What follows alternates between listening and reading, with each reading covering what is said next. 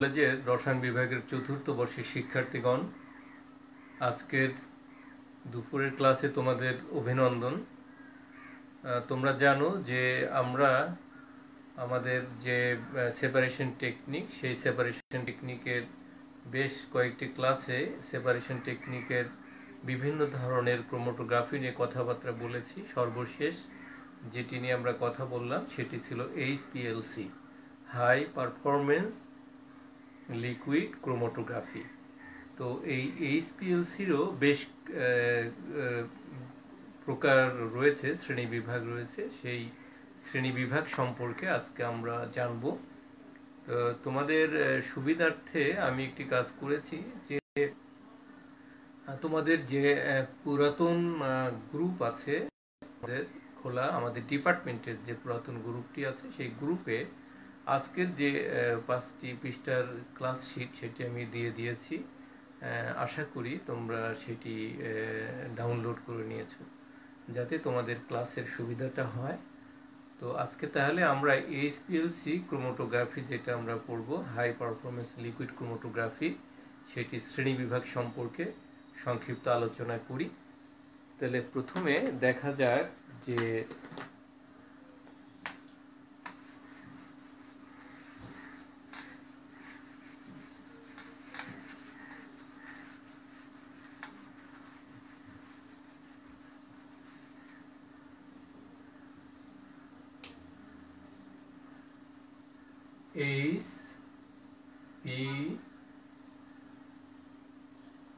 HPLC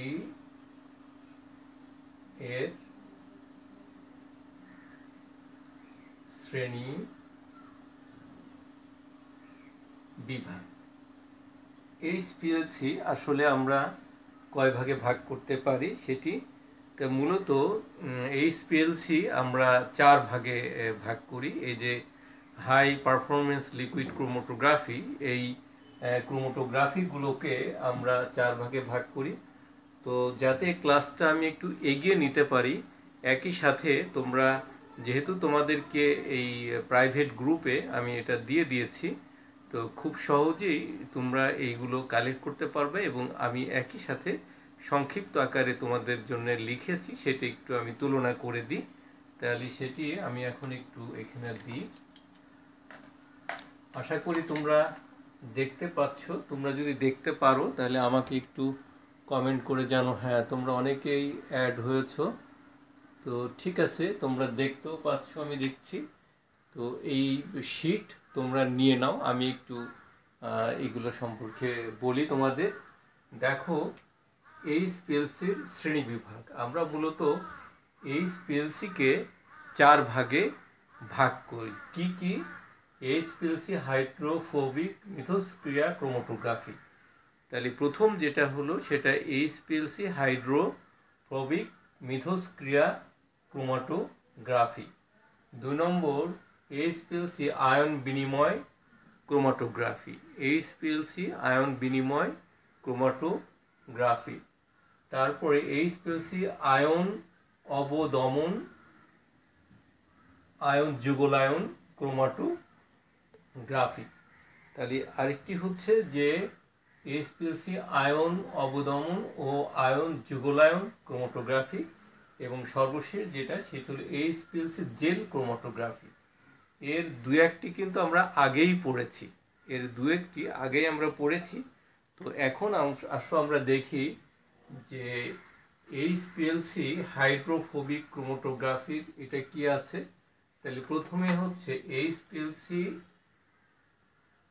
hydrophobic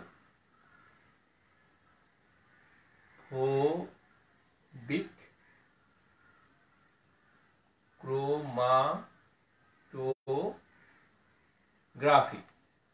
তাহলে প্রথমে আমরা দেখি এইচপিএলসি হাইড্রোফোবিক ক্রোমাটোগ্রাফি। এই এইচপিএলসি হাইড্রোফোবিক ক্রোমাটোগ্রাফিটা কি এবং এর মূল বিষয় কি। তাহলে দেখো, এখানে তোমাদের যে সংক্ষিপ্ত ক্লাস নোট দেওয়া আছে সেটির সাথে একটু মিলিয়ে নাও যে এই জাতীয় ক্রোমাটোগ্রাফির সাহায্যে প্রোটিন ও পেপটাইড পৃথকীকরণের জন্য এটা ব্যবহৃত হয়ে থাকে। এই যে তোমার এইচপিএলসি হাইড্রোফোবিক ক্রোমাটোগ্রাফি আমাদের শরীরের যে প্রোটিন থাকে এবং আমাদের শরীরের মধ্যে যে বিভিন্ন পেশির পেপটাইড বন্ধন থাকে, সেই পেপটাইড বন্ধনযুক্ত উপাদান এবং প্রোটিন এগুলো সেপারেশনের জন্য এইচপিএলসি হাইড্রোফোবিক এই ক্রোমাটোগ্রাফিটা মূলত ব্যবহার করা হয়ে থাকে। তো এটি যেটা মূলনীতি সেটি হলো, সংক্ষেপে আমি তোমাদের লিখে দিয়েছি, তোমরা একটু মিলিয়ে নাও। দেখো, ইহা বিপরীত ফেজ ক্রোমাটোগ্রাফির একটি পরিবর্তিত রূপ। তোমরা জানো যে বিপরীত ফেজ যে ক্রোমাটোগ্রাফি সেটির একটি আধুনিক রূপ অথবা পরিবর্তিত এই রূপ। এর ক্রোমাটোগ্রাফিতে সাধারণত সচল মাধ্যম হিসেবে জৈব দ্রাবক এড়িয়ে চলা হয়। আমরা সবসময় ক্রোমাটোগ্রাফিতে কি করে থাকি? ক্রোমাটোগ্রাফিতে সচল মাধ্যম হিসেবে একটি দ্রাবক ব্যবহার করে থাকি, সেটি এখানে করা হয় না। তার পরিবর্তে কি করা হয়? এর পরিবর্তে মৃদু হাইড্রোফোবিক রাসায়নিক দ্রব্য, যেমন তোমার স্বল্প কার্বন বিশিষ্ট তোমার শিকলযুক্ত মিথাইল, তারপরে প্রোপাইল বা মিথাইল প্রোপাইল অথবা ফিনাইল বস্তুর ব্যবহার করা হয়ে থাকে। তাহলে মিথাইল, প্রোপাইল, ফিনাইল এই ধরনের যে সমস্ত স্বল্প কার্বন বিশিষ্ট যৌগ সেগুলো ব্যবহার করা হয়ে থাকে সচল মাধ্যমের পরিবর্তে। কেমন? আর জৈব দ্রাবকের স্থলে লবণ দ্রবণ দিয়ে গ্রেডিয়েন্ট এলুশন করা হয়। সর্বশেষ যখন সেপারেশন হয়ে যায় তখন যে আমরা এলুশনটা করে থাকি, সেই এলুশনটাও সাধারণত আমরা সাধারণ ক্রোমাটোগ্রাফিতে কি করে থাকি? কোনো জৈব দ্রাবক দ্বারা করে থাকি। সেটা না করে এখানে আমরা কি দিয়ে করে থাকি? এখানে আমরা করে থাকি যে কোনো লবণ দ্বারা এই কাজটি করা হয়ে থাকে। এবং সবশেষে এটি ঠিকঠাক করে পৃথক হলো কিনা সেটা বোঝার জন্য ইভি যে লাইট, যেটির তোমার ফ্রিকোয়েন্সি হলো 2.54 ন্যানোমিটার তরঙ্গ দৈর্ঘ্য বিশিষ্ট, সেই লাইট ব্যবহার করা হয় এই যৌগগুলো শনাক্তকরণের জন্য। তাহলে এটি মূলত হলো হাইড্রোফোবিক ক্রোমাটোগ্রাফির একটি সংক্ষিপ্ত বর্ণনা। এবার আমরা দেখি এইচপিএলসি আয়ন বিনিময় ক্রোমাটোগ্রাফি। আমরা এর আগে আয়ন বিনিময় ক্রোমাটোগ্রাফি কিন্তু পড়েছি। তো সেই আয়ন বিনিময় ক্রোমাটোগ্রাফিরই আয়ন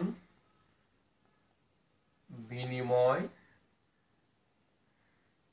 ক্রোমাটোগ্রাফি। তাহলে আয়ন বিনিময় ক্রোমাটোগ্রাফি এটি হচ্ছে এক ধরনের এইচপিএলসি ক্রোমাটোগ্রাফি। তো দেখা যাক যে এদের মূল বিষয় কি। সাধারণত প্রচলিত যে আয়ন বিনিময় ক্রোমাটোগ্রাফি আছে এটি কিন্তু সেটি থেকে কিছু সংযোজন, মানে কিছু আধুনিক যন্ত্রপাতি সংযোগ করে উন্নততর করা হয়ে থাকে, যেটা হলো এইচপিএলসি আয়ন বিনিময় ক্রোমাটোগ্রাফি নামে পরিচিত। তো সেটির একটি সংক্ষিপ্ত পরিচিতি আমরা দিই, তোমরা সেই নোটটি একটু খুলে দেখো। সাধারণ প্রচলিত যে আয়ন বিনিময় ক্রোমাটোগ্রাফি রয়েছে এটি তারই একটি আধুনিক রূপ, উন্নত করার জন্য বাড়তি কিছু যোগ করা হয়। এখন এটিকে উন্নত করার জন্য আমরা কি করি? বাড়তি কিছু যোগ করি। সেই উপাদানগুলো কি কি যোগ করি? কাচের কঠিন কোরের উপর ছিদ্রময় বন্ডেজ তোমার বিডের স্তর বিশিষ্ট পলিমার সিলিকা যোগ করা হয়। তাহলে এইখানে আমরা সাধারণ ওইখানে যে জেল টাইপের তোমার স্থির মাধ্যম হিসেবে ব্যবহার করেছিলাম, ঠিক সেখানে তা না করে এটা কি করা হয়? ছিদ্রময় বিডের স্তর বিশিষ্ট পলিমার সিলিকা। এখানে এর একটা বড় ডিফারেন্স হচ্ছে, এখানে পলিমার সিলিকা ব্যবহার করা হয়। দ্বিতীয় হলো মাইক্রোপার্টিকুলেট সিলিকার বন্ডেজ ফেজ যুক্ত থাকে। এখানে এর আগেও তোমাদেরকে বলেছি যে মাইক্রোপার্টিকুলেট সিলিকা এক ধরনের তোমার এটা সেপারেশন টেকনিকের ক্ষেত্রে স্থির মাধ্যম হিসেবে কাজ করে। তো সেটির কি ব্যবহার করা হয়? একটি বন্ডেড ফেজ আকারে এটা যুক্ত থাকে এটির সাথে। আর এটা যথারীতি আগের এইচপিএলসির মতোই যে যৌগগুলো সেপারেশন হয়ে যায় সেই যৌগগুলো শনাক্তকরণের জন্য ইভি লাইট এখানে ব্যবহার করা হয়ে থাকে। তাহলে দেখা গেল যে এইচপিএলসি আয়ন বিনিময় যে ক্রোমাটোগ্রাফি, সেই আগে যে আমরা আয়ন বিনিময় ক্রোমাটোগ্রাফি পড়েছি সেই আয়ন বিনিময় ক্রোমাটোগ্রাফির মতোই কিন্তু একটু উন্নত করার জন্যে এখানে তোমার কিছু নতুন নতুন কয়েকটি যৌগ এখানে যোগ করা হয়। তাহলে এটি গেল আমাদের দ্বিতীয় প্রকারের এইচপিএলসি।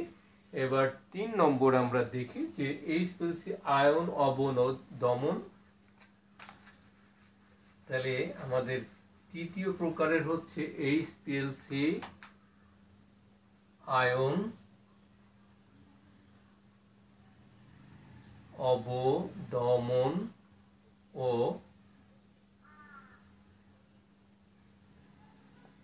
Ion যুগলায়ন chromatography.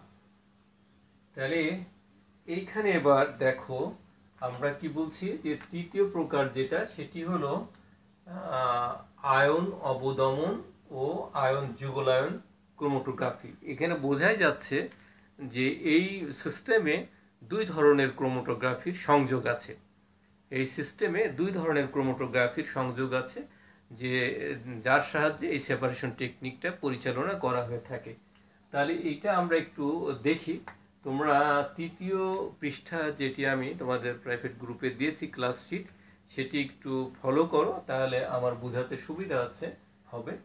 তাহলে দেখো এইচপিএলসি আয়ন অবদমন ও আয়ন যুগলায়ন ক্রোমাটোগ্রাফি, এই দুই জাতীয় ক্রোমাটোগ্রাফির সমন্বয়ে গঠিত এটি আসলে আয়ন বিনিময় ক্রোমাটোগ্রাফির একটি বিকল্প ও উন্নততর পদ্ধতি।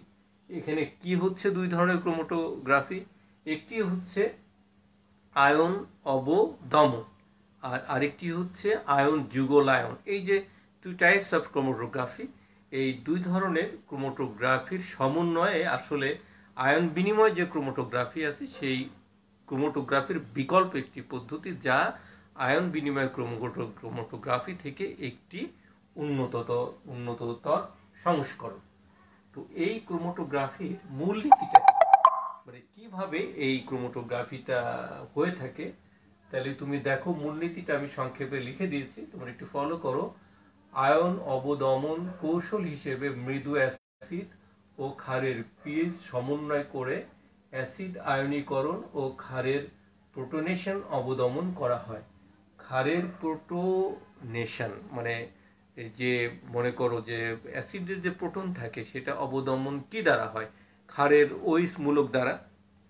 কিরকম, ধরো যে আমি যদি হাইড্রোজেন আয়ন এখানে নিই, একে যদি নিউট্রাল করতে হয় তো তুমি যদি সেখানে ওইস আয়ন দাও তাহলে এখানে কি হয়ে গেল, পানি তৈরি হয়ে গেল। পানি যদি তৈরি হয়ে যায় তাহলে এখানে এই প্রোটনটা অবদমন হয়ে গেল কি দ্বারা, ওইস। তো সেই কারণে এখানে বলা হচ্ছে যে অ্যাসিড এবং এই যে ক্ষারের প্রোটনেশন অবদমন করা হলো, এটি করার পরে অর্থাৎ পিএইচটা একটি নির্দিষ্ট মাত্রায় এখানে রাখা হয় ক্ষার এবং অ্যাসিড যোগ করে। তারপরে C18 বিপরীত ফেজ কলামে সচল মাধ্যম হিসেবে মিথানল বা বাফার মিশ্রিত অ্যাসিটোনাইট্রাইল ব্যবহার করা হয়। এইখানে একটা গুরুত্বপূর্ণ বিষয় হচ্ছে যে আমরা সচল মাধ্যম হিসেবে বাফার অ্যাসিটোনাইট্রাইল, বাফার কেন বলা হচ্ছে, বাফার দ্রবণ হচ্ছে সেই সমস্ত দ্রবণ যাদের পিএইচ কি হয় যে সামান্য ক্ষার বা অ্যাসিড যোগ করলেও তাদের পিএইচের কোনো পরিবর্তন হবে না। যদি পিএইচ সেটা 6.5 অথবা 7.5 হয়ে থাকে তাহলে তুমি যদি এর ভিতরে অ্যাসিড যোগ করো তাহলে পিএইচ এর মান কমে আসার কথা, তুমি যদি এর ভিতরে ক্ষার যোগ করো তাহলে এর পিএইচ এর মান বৃদ্ধি পাওয়ার কথা। কিন্তু বাফার সলিউশন হচ্ছে সেই টাইপের সলিউশন যেখানে সামান্য পরিমাণ অ্যাসিড বা ক্ষার যোগ করলে পিএইচ এর কোনো চেঞ্জ আসে না। তো সেই টাইপের একটি সচল মাধ্যম যার নাম হচ্ছে অ্যাসিটোনাইট্রাইল। এই অ্যাসিটোনাইট্রাইল মানে মিথানল বাফার মিশ্রিত অ্যাসিটোনাইট্রাইল ব্যবহার করা হয়ে থাকে, এখানে করা হয়। প্রচলিত আয়ন বিনিময় ক্রোমাটোগ্রাফি অপেক্ষা এর দক্ষতা অনেক বেশি। মানে সাধারণত আয়ন বিনিময় ক্রোমাটোগ্রাফিতে আমরা যে ধরনের সার্ভিস পেয়ে থাকি, এই ধরনের সেপারেশন টেকনিকে অর্থাৎ তোমার আয়ন অবদমন ও আয়ন যুগল আয়ন ক্রোমাটোগ্রাফিতে এইচপিএলসির আমরা অনেক বেশি কাজ এখান থেকে পেয়ে থাকি, অর্থাৎ সুষ্ঠুভাবে নমুনার উপাদানগুলো পৃথক করা যায়। আর এখানে আমার যেহেতু এটা আয়নের ব্যাপার এখানে আছে, তাহলে নিশ্চয়ই এখানে ক্যাটায়ন এবং অ্যানায়নের কিছু ব্যাপার থাকবে। তো কাদেরকে আমরা ক্যাটায়ন আকারে ব্যবহার করব, কাদেরকে অ্যানায়ন আকারে ব্যবহার করব, সে সম্পর্কেও সংক্ষেপে একটু আমরা এখানে লিখেছি। ক্যাটায়ন হিসেবে অ্যালকেন সালফোনিক অ্যাসিড। অ্যালকেন বলতে এখানে কি হতে পারে? পেন্টেন হতে পারে, হেক্সেন হতে পারে, হেপটেন হতে পারে, অকটেন হতে পারে। এই যে অ্যালকেনের যে সিরিজ, সেই সিরিজ থেকে আমরা এটা ব্যবহার করতে পারি কি, যে সালফোনিক অ্যাসিড যদি পেন্টেন হয় ওই অ্যালকেনের সালফোনিক অ্যাসিড, যদি হেক্সেন হয় ওই অ্যালকেনের সালফোনিক অ্যাসিড, যদি হেপটেন হয় তাহলে ওই অ্যালকেনের সালফোনিক অ্যাসিড, যদি অকটেন হয় তাহলে তার সালফোনিক অ্যাসিড। এইগুলোকে ক্যাটায়ন হিসেবে ব্যবহার করা হয়। সালফোনিক অ্যাসিড মানেই কি? অ্যাসিড মানেই হলো ক্যাটায়ন, হাইড্রোজেন আয়ন। তাহলে এটি গেল। আর অ্যানায়ন হিসাবে তোমার টেট্রাবিউটাইল অ্যামোনিয়াম লবণ ব্যবহার করা হয়ে থাকে।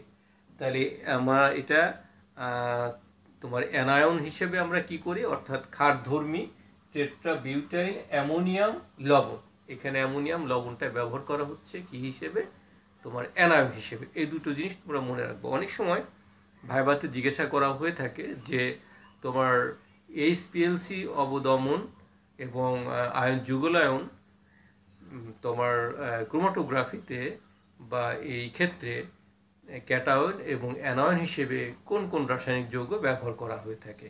এইগুলো তোমরা যেহেতু তোমাদের কোর্স ভাইভাতে অনেক নাম্বার, এই কোর্স ভাইবার প্রশ্নের উত্তরের জন্য এই ধরনের প্রশ্নগুলো লিখে রেখো।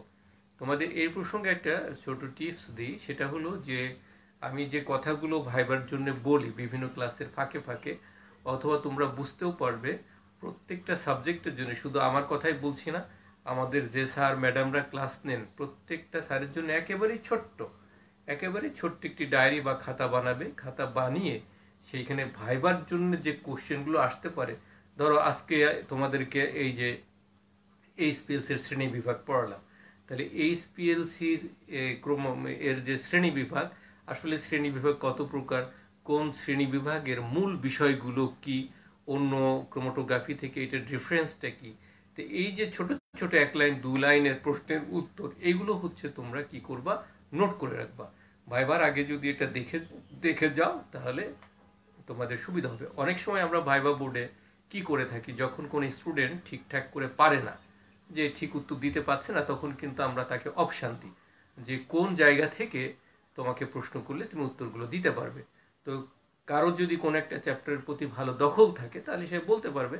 এখন আমার এই ক্রোমাটোগ্রাফি পড়ার ফলে যদি তোমার ক্রোমাটোগ্রাফির উপর দখল থাকে ভালো, যে ক্রোমাটোগ্রাফি কাকে বলে, এটা কখন সৃষ্টি হয়েছিল, তারপরে এর যে বিভিন্ন শ্রেণীবিভাগ, কোন শ্রেণীবিভাগের কাজ কি, এইচপিএলসি কি, তারপরে এলসি কি, এইচপিএলসি এলসির মধ্যে পার্থক্য কি, ইত্যাদি ইত্যাদি, এগুলো যদি তোমার একটু দখলে থাকে তাহলে তুমি তার উত্তরগুলো সহজে দিতে পারবে। তাহলে এখানে একটা ভালো মার্কস তুমি ক্যারি করতে পারবে। তো সেই কারণে সবাইকেই বলা যে ছোট্ট একটি খাতা বানাবে, যে খাতাতে ভাইবার জন্য এই ছোট ছোট কোশ্চেনের মার্ক করে রাখবে। যেমনটা আমি এখানে বললাম যে এই দমন ও আয়ন যুগলায়নের জন্য ক্যাটায়ন হিসেবে আমরা ব্যবহার করে থাকি হেক্টেনের সালফোনিক অ্যাসিড, এবং অ্যানায়ন হিসেবে ব্যবহার করা হয়ে থাকে টেট্রাবিউটাইল অ্যামোনিয়াম লবণ। তাহলে এই যে টেট্রাবিউটাইল অ্যামোনিয়াম লবণ অথবা বিভিন্ন অ্যালকেনের সালফোনিক অ্যাসিড, এইগুলো ক্যাটায়ন অ্যানায়ন হিসেবে ব্যবহার করে, এগুলো তুমি ছোট করে নোট করে রাখো। তাহলে আমরা এইচপিএলসি আয়ন অবদমনের বিষয়গুলো সম্পর্কে জানলাম।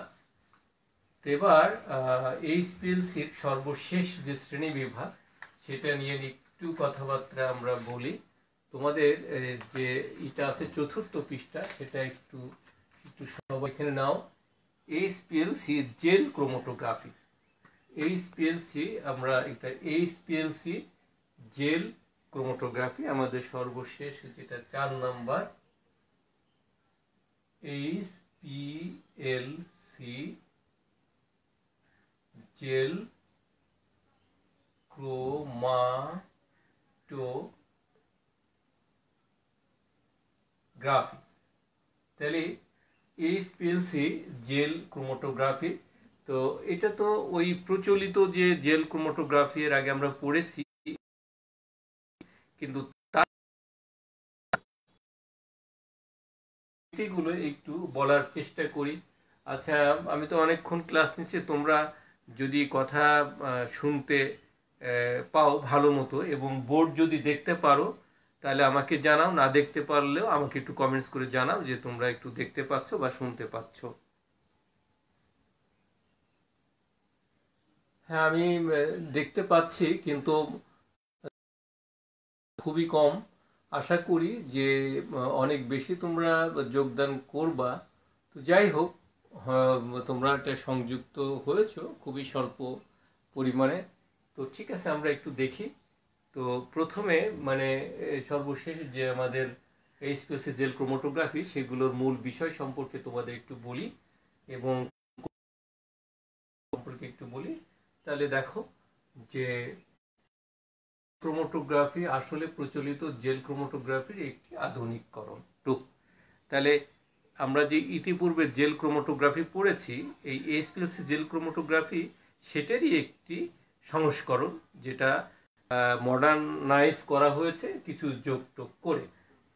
এর দক্ষতা বৃদ্ধির জন্য প্রচলিত জেল ক্রোমাটোগ্রাফিতে স্থির মাধ্যম হিসেবে ব্যবহৃত পলিঅ্যাক্রিলাইডের পরিবর্তে মাইক্রোপার্টিকুলেট স্টাইরিন ডাই ভিনাইল বেনজিন ব্যবহার করা হয়ে থাকে। তোমাদের দেখো মনে পড়বে যে প্রচলিত যে জেল ক্রোমাটোগ্রাফি ছিল সেখানে স্থির মাধ্যম হিসেবে আমরা কি ব্যবহার করতাম? পলিঅ্যাক্রিলামাইড এটি ব্যবহার করতাম প্রচলিত জেল ক্রোমাটোগ্রাফিতে। কিন্তু এইচপিএলসি জেল ক্রোমাটোগ্রাফিতে আমরা কি করি? এটার পরিবর্তে দেখো মাইক্রো স্টাইরিন ডাইভিনাইল বেনজিন, এটিও তুমি মনে রাখো যে জেল ক্রোমাটোগ্রাফিতে স্থির মাধ্যম হিসেবে কি ব্যবহার করা হয়ে থাকে, এইচপিএলসি জেল ক্রোমাটোগ্রাফিতে স্থির মাধ্যম হিসেবে কি ব্যবহার করা হয়ে থাকে। জেল ক্রোমাটোগ্রাফিতে ব্যবহার করা হয়ে থাকে কি? পলিঅ্যাক্রিলামাইড এটা ব্যবহার করা হয়ে থাকে। আর আমাদের জেল ক্রোমাটোগ্রাফিতে এইচপিএলসিতে ব্যবহার করা হয়ে থাকে মাইক্রোপার্টিকুলেট স্টাইরিন ডাইভিনাইল বেনজিন। এটি একটু মনে রাখতে হবে, এটা ব্যবহার করা হয়ে থাকে। তাছাড়া এক্ষেত্রে দ্রাবক নির্বাচন সহজতর। কেমন? যেমন তোমার জেল ক্রোমাটোগ্রাফিতে যে দ্রাবকগুলো সচল মাধ্যম হিসেবে ব্যবহার করবে সেটা নির্বাচনের ওই যে সমস্ত নমুনা তুমি সেপারেটেড করবে সেগুলোর প্রকৃতির উপর নির্ভর করে দ্রাবক নির্বাচন একটু কঠিন হয়ে থাকে। কিন্তু এই ক্ষেত্রে একেবারে সহজ এবং মাত্র দেখো যে মাত্র একটি দ্রাবক ডাই বা ট্রাই ক্লোরোবেনজিন ব্যবহার করেই এই কাজটি করা যায়। ডাই অথবা ট্রাই ক্লোরোবেনজিন, যে বেনজিনের 3টা হাইড্রোজেনকে আমরা ক্লোরিন দ্বারা প্রতিস্থাপিত করে যে ট্রাইক্লোরোবেনজিন বা 2টা যদি করো ডাইক্লোরোবেনজিন, এই যৌগ দিয়েই এই সচল মাধ্যম হিসেবে এটি কাজ করা যায়। এটি গেল হচ্ছে আমাদের এইচপিএলসি জেল ক্রোমাটোগ্রাফির ব্যাপার। তাহলে তুমি একটু দেখো খেয়াল করে, আমাদের যে সাধারণ প্রচলিত জেল ক্রোমাটোগ্রাফি সেটির থেকে এটি কিন্তু খুবই সামান্য পার্থক্য। কি পার্থক্য? আমরা যেমন জেল ক্রোমাটোগ্রাফিতে তোমার পলিঅ্যাক্রিলামাইড এইটি ব্যবহার করছিলাম স্থির মাধ্যম হিসেবে, কিন্তু এই ক্ষেত্রে আমরা ব্যবহার করছি মাইক্রোপার্টিকুলেট স্টাইরিন ডাইভিনাইল বেনজিন। এই একটি পার্থক্য। আর আরেকটি গুরুত্বপূর্ণ পার্থক্য হলো যে সেটা হলো যে দ্রাবক নির্বাচনের জন্য জেল ক্রোমাটোগ্রাফিতে যখন জটিলতা মানে নানান ধরনের লাগে, যে ওই যে উপাদানগুলো সেপারেশন করা হবে সেগুলোর প্রকৃতির উপর নির্ভর করে দ্রাবকটা সেপারেশন মানে নির্বাচন করা হয়। আর এই ক্ষেত্রে মাত্র একটি দ্রাবক, সেটি হচ্ছে বেনজিনের ডাই অথবা ট্রাইক্লোরো মানে হ্যালাইড আসলেই মানে বিশেষ করে ক্লোরিন আমরা সেই যৌগ দিতে পারি, মানে কি ডাইক্লোরোবেনজিন অথবা ট্রাইক্লোরোবেনজিন, এই একটি মাত্র দ্রাবক দিয়ে আমরা সচল মাধ্যমের কাজগুলো করতে পারি। এইটুকু মাত্র আমাদের এই এইচপিএলসি জেল ক্রোমাটোগ্রাফির সাথে সাধারণ জেল ক্রোমাটোগ্রাফির পার্থক্য। এখন এটি কোথায় কিভাবে তুমি প্রয়োগ করবে, তো দেখো যে এটি খুব একটা গুরুত্বপূর্ণ সেপারেশন টেকনিক। খাদ্যবস্তু ও অন্যান্য জীবজ নমুনা থেকে অবাঞ্ছিত ক্ষুদ্র অণু পৃথক করা যায়। মনে করো যে খাবারগুলো আমরা খাই, সেই খাবারগুলো যখন প্রসেস করা হয় এবং অথবা জীবজ যে বস্তু শুধু খাদ্য ছাড়াও আমাদের শরীরের মধ্যে অবাঞ্ছিত কোনো উপাদান আছে কিনা সেইগুলো এই ক্রোমাটোগ্রাফির সাহায্যে কিন্তু খুব সহজেই পৃথক করা যায়। অর্থাৎ আমাদের খাদ্য বস্তুর মধ্যে অবাঞ্ছিত, যেটা আমাদের শরীরের জন্য প্রয়োজন না অথবা শরীরের জন্য ক্ষতিকারক, অথবা আমাদের শরীরের মধ্যে এমন অবাঞ্ছিত কোনো বস্তু ঢুকেছে যেটা আমাদের শরীরের জন্য ক্ষতিকারক। এখন সাম্প্রতিক সময় সবচেয়ে বড় উদাহরণ করোনা ভাইরাস। করোনা ভাইরাস আমাদের শরীরের জন্য খুবই ক্ষতিকারক একটি রাসায়নিক উপাদান। সেই রাসায়নিক উপাদানও কিন্তু সেপারেশনের জন্য এক ধরনের ক্রোমাটোগ্রাফি, যেটা হলো যে পিসিআর, কেমন পলিমারেজ চেইন রিয়াকশন ক্রোমাটোগ্রাফির সাহায্যে সেপারেশনগুলো করা হয়ে থাকে, আলাদা করা হয়ে থাকে। তো এরকম তাহলে যেটা খাদ্য বস্তুর ভেতরে আছে সেটা হলো অবাঞ্ছিত অণু, আর শরীরের মধ্যে মানে জীবস কোনো পার্টিকেল বা অণু যদি থাকে তাহলে আমরা এই যে এইচপিএলসি জেল ক্রোমাটোগ্রাফির সাহায্যে সেগুলো খুব সহজেই পৃথক করে ফেলতে পারি। আর আরেকটি গুরুত্বপূর্ণ হলো যে সম্পূর্ণ অজ্ঞাত কোনো জৈব যৌগের উপাদানগুলো এটা পৃথক করা যায়।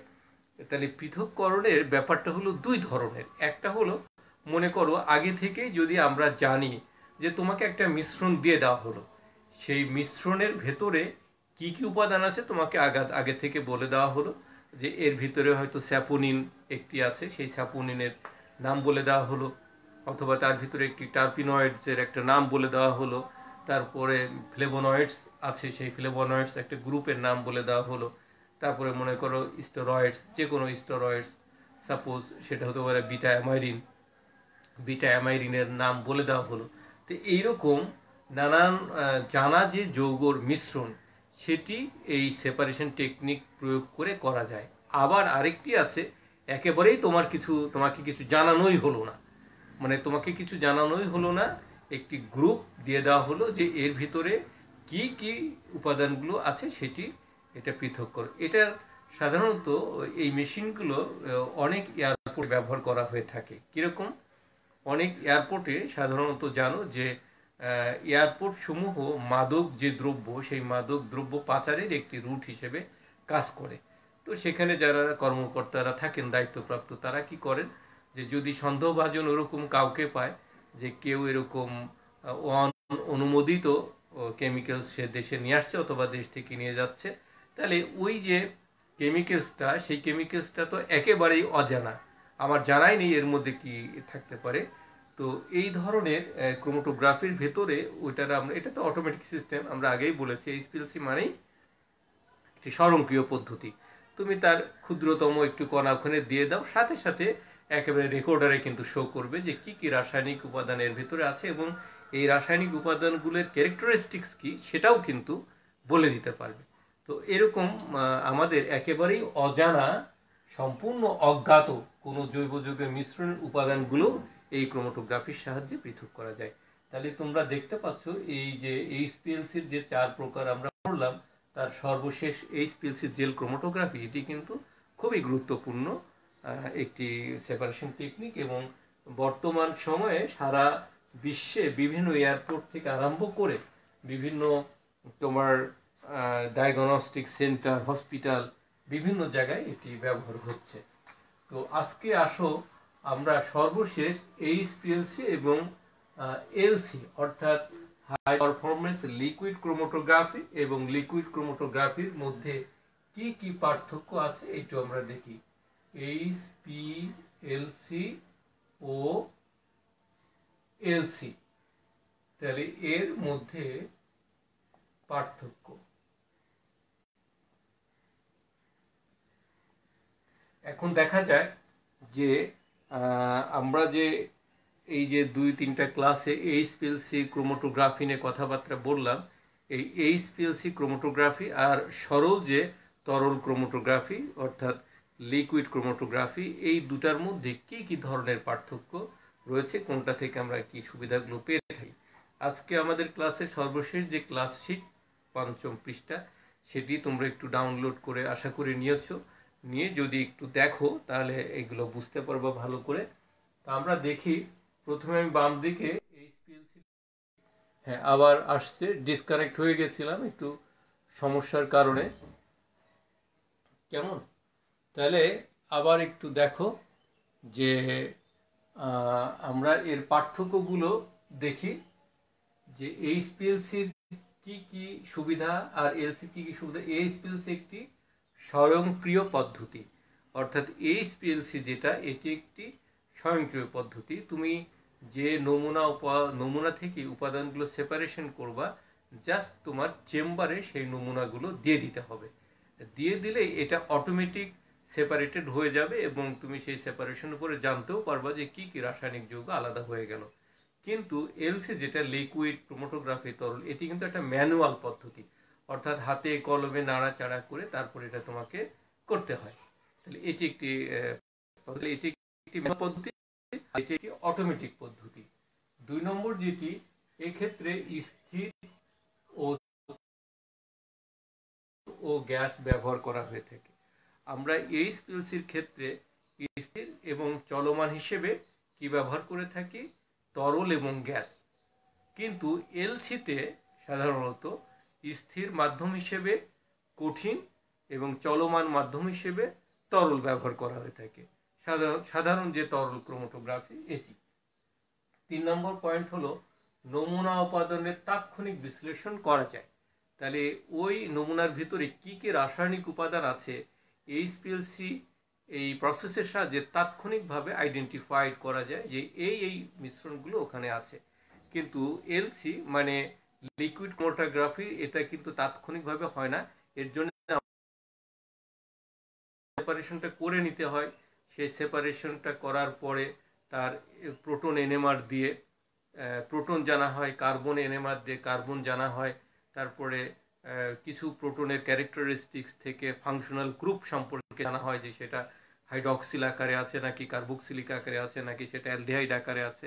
তারপরে টোটাল কম্পাউন্ডের ক্যারেক্টারিস্টিক্স সম্পর্কে জানা যায়, যে এটি কি ফ্লেভোনয়েডস নাকি এটা টার্পিনয়েডস নাকি এটা গ্লাইকোস মানে তোমার কি বলে স্যাপোনিনস ইত্যাদি ইত্যাদি যে ব্যাপারগুলো আছে সেগুলো সম্পর্কে জানা যায়।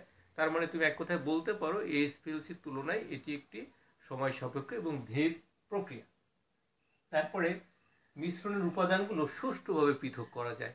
তো নমুনা মিশ্রণে যত স্বল্প মাত্রায় থাক না কেন, এর পৃথকীকরণটা একেবারে সুষ্ঠুভাবে করা যায়। কিন্তু এলসিতে মানে লিকুইড ক্রোমাটোগ্রাফিতে এটি সাধারণত হয় না। বিশেষ করে কাছাকাছি সম্পর্কের যদি দুটি উপাদান থাকে নমুনার ভেতরে, যে দেখা যাচ্ছে যে দুটাই হচ্ছে তোমার ফ্লেভোনয়েডস। এখন এই দুটো ফ্লেভোনয়েডসের ভিতরে এমন সূক্ষ্ম পার্থক্য, যেটার মনে করো যে গলনাঙ্ক বলো, স্ফুটনাঙ্ক বলো, অন্য বিষয়, সেগুলো খুবই অল্প পরিমাণ। তো সেই সমস্ত ক্ষেত্রে লিকুইড ক্রোমাটোগ্রাফি টেকনিক প্রয়োগ করে এইগুলো পৃথক করতে গেলে মিক্সড চলে আসে, অর্থাৎ ওই দুটো মিশ্রণের উপাদানের একটা মিশ্রণ এর ভেতরে চলে আসে। এই ক্ষেত্রে একটু সমস্যা হয়ে থাকে। কিন্তু এইচপিএলসি প্রসেস যদি তুমি অ্যাপ্লাই করো তাহলে এটা এই ধরনের কোনো স্কোপই থাকে না, যেহেতু এটা অটোমেটিক এবং এখানে অনেকগুলো বিষয় যুক্ত থাকে আধুনিক, সেই কারণে এটা করা যায়। তাহলে এটি একটি বড় ধরনের পার্থক্য। আর একটা হলো যে এইচপিএলসি এটি একটি খুব দ্রুত প্রক্রিয়া, খুব দ্রুত এটি করা যায়, যে আধা ঘন্টা 15 মিনিটের ভেতরেই এই উপাদানগুলোর মানে মিশ্রণের উপাদানগুলোর সম্পর্কে জানা যায় এবং সেটা পৃথক হয়ে যায়। কিন্তু লিকুইড ক্রোমাটোগ্রাফি যেটি, সেটা অনেক সময় লাগবে, 3-4 ঘন্টা, এমনকি ক্ষেত্র বিশেষ 4-5 ঘন্টাও লেগে যায়। তাহলে এক কথায় আমরা বলতে পারি যে এইচপিএলসি সেপারেশন টেকনিক একটি দ্রুত প্রক্রিয়া। আর তোমার এলসি সেপারেশন টেকনিক একটি মন্থর প্রক্রিয়া। তারপরে 6 নম্বর, এই আমরা এইচপিএলসিতে যে কলাম ব্যবহার করি সেই কলাম কিন্তু বারবার ব্যবহার করা যায়। এইচপিএলসিতে যে আমরা এ ধরনের কলাম যে ব্যবহার করে থাকি, কলাম তো এরকমই, এগুলো ড্রপ ওয়াইজ নিচে পড়তে থাকে।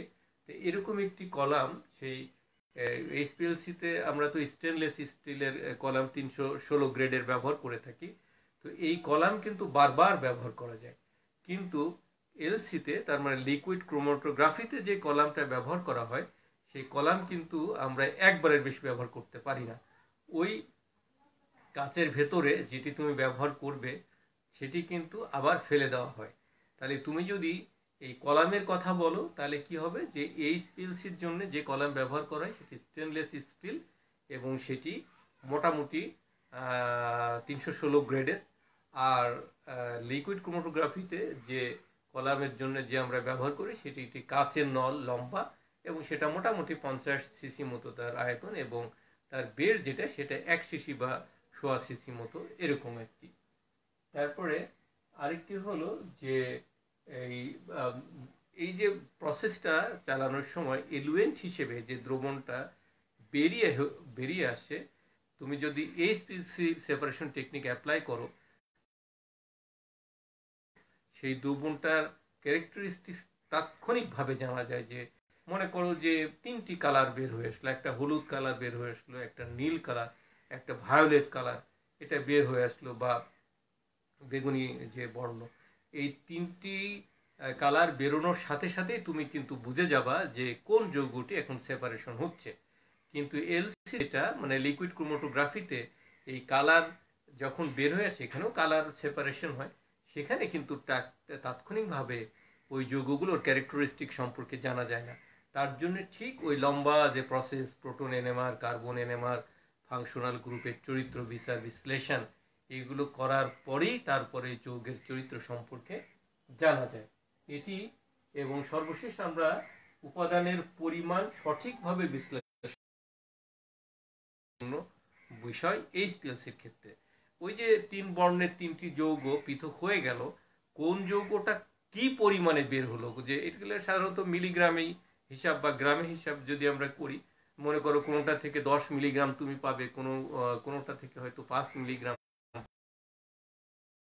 পরিমাণ। এই পরিমাণটাও কিন্তু এইচপিএলসি থেকে বলে দেওয়া যায় যে এটি এই পরিমাণে সেপারেশন হলো, কিন্তু সেটি তাৎক্ষণিকভাবে কোনো অবস্থাতেই আমরা ওই এলসি মানে লিকুইড ক্রোমাটোগ্রাফি পদ্ধতি অ্যাপ্লাই করে জানতে পারি না। তার জন্য অবশ্যই সেপারেশনের পরে ওজন করে তারপরে জানা যাবে। যদি আমরা সেটা কোনো একটি বিকারে কালেকশন করি তাহলে 5-6 ঘন্টা ধরে আগে সেপারেশন টেকনিক করে ওইটা পৃথক করতে হবে, এবং যেখানে আমরা সংগ্রহ করব সেই বিকারের ওজনটা আগে আমি নিয়ে লিখে রাখবো। পরে যখন আমার সেপারেশন হয়ে গেল 5-6 ঘন্টা পরে ওইটা ওখানে রাখবো, তারপরে 2 দিন রেখে দিতে হবে ওইখান থেকে সেই যে দ্রাবক সেই দ্রাবক বাষ্প আকারে উড়ে যেতে। তারপরে তুমি ওই বিকারটা ওজন করে জানতে পারবে যে কতটুকু যৌগ পৃথক হলো, অর্থাৎ 1.5 থেকে 2 দিনের মামলা।